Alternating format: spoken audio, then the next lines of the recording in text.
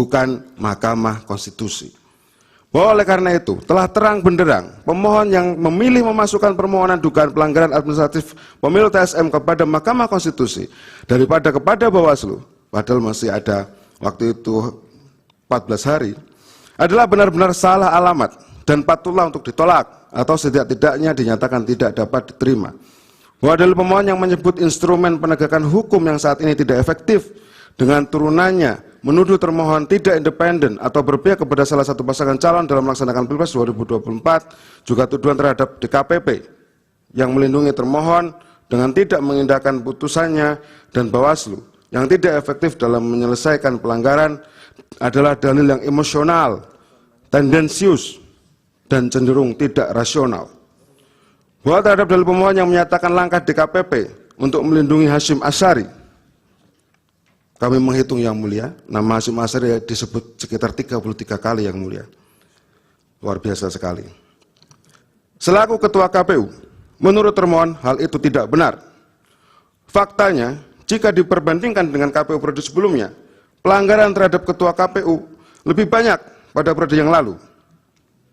Berikut rekapitulasi sanksi putusan DKPP antara KPU periode 2022 sampai 2027 dengan KPU periode 2017 sampai 2022. Arif Budiman, jumlah pengaduan 45, rehabilitasinya nanti dibaca sendiri, mohon maaf para pihak. Intinya adalah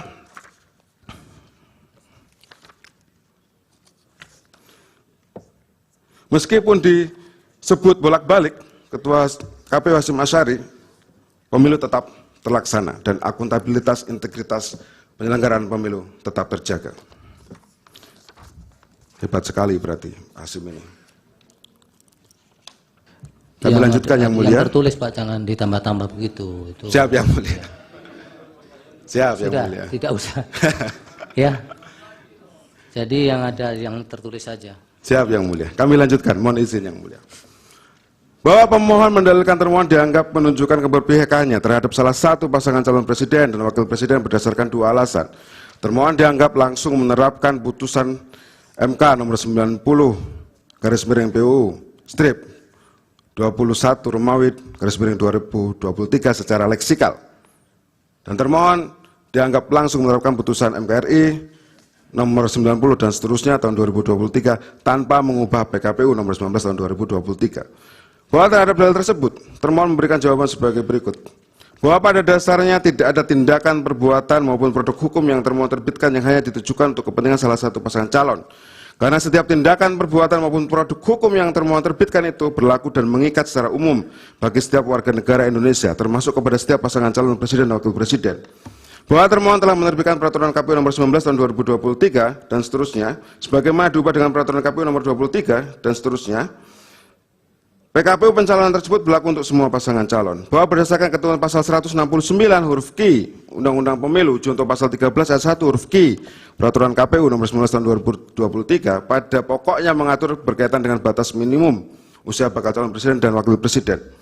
Bahwa ketentuan pasal 169 huruf Q Undang-Undang Pemilu diajukan judicial review kepada Mahkamah Konstitusi di mana Mahkamah Konstitusi melalui putusan Mahkamah Konstitusi nomor 90 dan seterusnya tanggal 16 Oktober dalam pokok amar putusannya memutuskan hal sebagai berikut dianggap dibacakan yang mulia.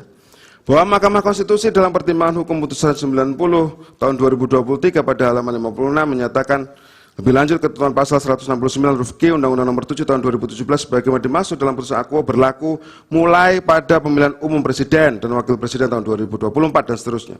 Bahwa berdasarkan uraian di atas, maka ketentuan norma mengenai batas minimum usia bakal calon presiden dan wakil presiden pada pemilu tahun 2024 dan seterusnya adalah berusia paling rendah 40 tahun atau pernah sedang menduduki jabatan yang dipilih melalui pemilihan umum termasuk pemilihan kepala daerah.